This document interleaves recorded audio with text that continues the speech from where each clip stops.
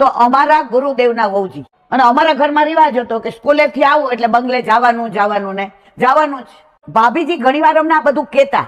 બાળપણ, યુવાની, પ્રૌઢાવસ્થા અને ઘડપણ.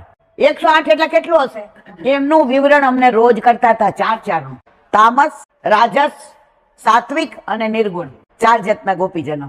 આપણા વલ્લભે આપણને જે પુષ્ટિ માર્ગ આપ્યો અને આપણે બધા કહી આ વલ્લભ કુળના ઘરે આ નિધિ સ્વરૂપ બિરાજે છે. આપણા તિલક બાવાને ત્યાં કયું નિધિ બિરાજે છે?